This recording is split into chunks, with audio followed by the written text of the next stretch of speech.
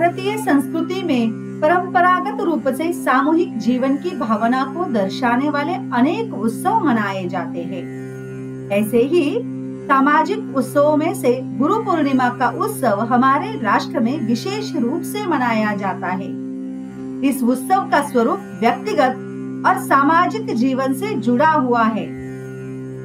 गुरु ब्रह्मा गुरु विष्णु गुरुदेवो महेश्वरा गुरु साक्षात परब्रह्मा तस्मै श्री गुरुवे नमः। गुरु पूर्णिमा के दिन हमारे यहाँ गुरु पूजन किया जाता है। गुरु पूजन का व्यक्तिगत महत्व भी है।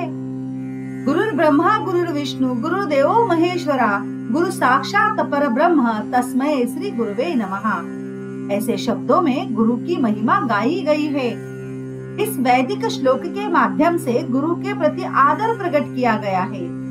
गुरु के बिना ज्ञान प्राप्ति संभव ही नहीं है। इसीलिए हर व्यक्ति का कोई न कोई मार्गदर्शक होता है, एक गुरु होता है। गुरु ही जीवन में राह दिखाता है, अज्ञान को दूर करता है, संकट के समय साहस देता है और सफलता की ऊंचाइयों तक पहुंचते समय उत्साह एवं विनम्रता प्रदान करता है।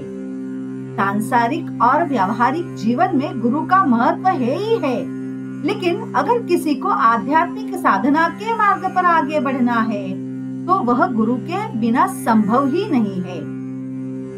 हमारे समाज में आज भी अधिकतर लोग किसी न किसी को गुरु मानते हैं, उनसे गुरु मंत्र लेते हैं, दीक्षा लेते हैं और इसीलिए जो हमें ज्ञान देते हैं, जो साधना के मार्ग पर हमारा हाथ पकड़कर चलना सिखाते हैं, ऐसे गुरुओं की पूजा गुरु पूर्णिमा के दिन करने की परंपरा है। गुरु पूजन का सामाजिक भी स्वरूप है, महत्व है। गुरु पूर्णिमा को ऋषि तर्पण भी कहा जाता है। यह दिन उन सभी प्राचीन ऋषियों को कृतज्ञता पूर्वक स्मरण करने का है जिन्होंने हमारे राष्ट्र और संस्कृति का निर्माण किया है। इस पुण्य भूमि में हमारा जन्म हुआ, जो एक प्राचीन और गौरवशाली संस्कृति से समृद्ध है और हमें पीढ़ी दर पीढ़ी चली आ रही सांस्कृतिक परंपराएं और सामाजिक जीवन की अमूल्य धरोहर प्राप्त हुई है। इसके लिए हम स्वयं को धन्य समझते हैं। यह राष्ट्रीय भावना अगले पीढ़ियों तक पहुँचे, यह हमारा कर्तव्य है। यही भावना हमारे भीतर बनी रही, इसीलिए हम ऋषियों को स्मरण करते हैं। प्राचीन काल में ऋषि ज्ञानदान का कार्य करते थे। वे विभिन्न विषयों में पारंगत खोजकर्ता और वैज्ञानिक भी होते थे। उनका ज्ञान केवल पुस्तकों तक सीमित नहीं था, बल्कि उनके अपने अध्ययन, प्रयोग और तपश्चर्या से प्राप्त किया गया था। इसके लिए वे वर्षों तक कठोर साधना करते थे। सामाजिक जीवन में अपने आचरण से आदर्श स्थापित करने वाले इन गुरुओं की स्मृति हम इसीलिए करते हैं ताकि हम उनके जीवन से प्रेरणा लेकर उन्हें आदर्श के रूप में सामने रख सके।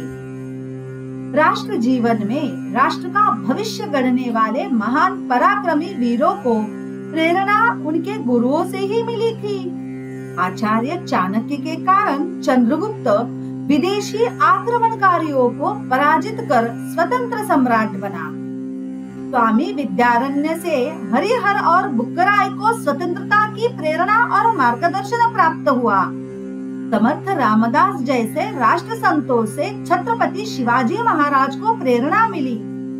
ऐसे गुरुओं का स्मरण और पूजन करने से समाज में एक क्षात्र तेज जागृत होता है और मुझे अपने समाज के लिए कुछ करना चाहिए, यह भावना मन में पैदा होती है। गुरु पूर्णिमा को व्यास पूर्णिमा भी कहा जाता है। व्यास जी का नाम कृष्णद्वैपायन था। उन्होंने वेदों का संकलन और संपादन करके उन्हें 4 वेदों में विभाजित किया। इसी कारण उन्हें व्यास नाम मिला। उनके इस कार्य से वेदों को अध्ययन आसान हुआ। इसके लिए उन्होंने पूरे भारत में भ्रमण किया। शहरों में, गांवों में, पर्वतीय क्षेत्रों, पहाड़ों, बस्तियों में जहाँ भी वेद संहिता प्राप्त हो सकती थी, वहां से उन्हें एकत्र किया और उनका संपादन किया। इस प्रकार उन्होंने वेदों को पुनः समाज में प्रतिष्ठा दिलाई। महर्षि व्यास ने महाभारत की रचना की। उन्होंने 18 पुराणों, भागवत, उपनिषदों की भी रचना की। महाभारत में विज्ञान, सामाजिक शास्त्र, तत्व ज्ञान, दर्शन, अध्यात्म, जीवन से संबंधित सभी ज्ञान शाखाओं का गहन विश्लेषण किया है। व्यासोच्छिष्टम जगत्स्वर्गम ऐसा व्यास जी के संदर्भ में कहा गया है, जिसका अर्थ है कि संपूर्ण विश्व व्यास के ज्ञान से अनुप्राणित है। ऐसा भी कहा जाता है कि दुनिया का सारा ज्ञान व्यास के मुख से ही प्रकट हुआ है। धर्म, अर्थ, काम और मोक्ष इन 4 पुरुषार्थों पर आधारित हिंदू जीवन पद्धति और राष्ट्र जीवन का यथार्थ दर्शन व्यास ने महाभारत के माध्यम से करवाया है। इसीलिए गुरु पूर्णिमा के दिन व्यास पूजन किया जाता है। गुरु शिष्य का संबंध हमारे समाज में अत्यंत महत्वपूर्ण माना जाता है। गुरु शिष्य परंपरा हमारे समाज की एक अद्वितीय विशेषता है। एक चरित्रवान राष्ट्र के निर्माण के लिए उस राष्ट्र की पीढ़ी दर पीढ़ी उत्तम जीवन मूल्य और संस्कार देने की आवश्यकता होती है। इसी उद्देश्य के लिए प्राचीन काल के दृष्टा ऋषि मुनियों ने आश्रमों में माध्यम से शिक्षा देने की व्यवस्था की थी। शिक्षा प्राप्त करने वालों शिष्यों को नगरीय और सांसारिक मोह से दूर रखने हेतु उनके मन को केवल ज्ञानार्जन पर केंद्रित करने के लिए ऋषियों के आश्रम प्राकृतिक वातावरण में नगरों से दूर स्थित होते थे। वहाँ शिक्षा निःशुल्क दी जाती थी। तक्षशिला, नालंदा जैसे विश्वविद्यालय और वहाँ के आचार्य सभी क्षेत्रों की शिक्षा के लिए प्रसिद्ध थे।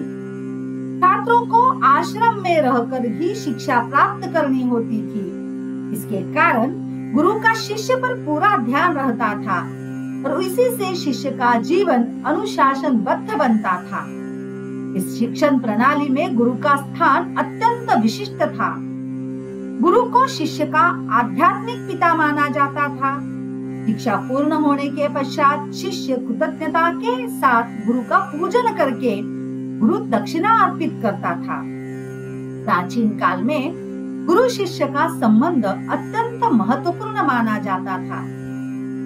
बाद में समय बदल गया, उसमें गुरुकुल और गुरु शिष्य परंपरा समाप्त हो गई।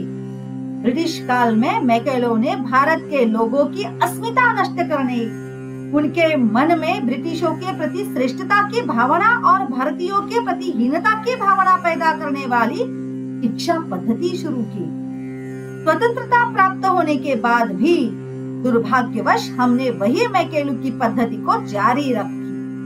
परिणाम स्वरूप प्राचीन काल में जो समर्थ और चरित्रवान व्यक्ति निर्माण करने वाली शिक्षा थी, वह पीछे छूट गई। निस्वार्थ भाव से विद्यादान करने वाले गुरु भी नहीं रहे। सामाजिक मूल्यों और संस्कारों का लोप हो गया।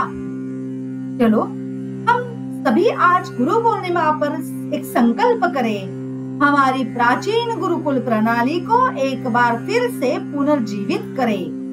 वंदे मातरम। भारत माता की जय।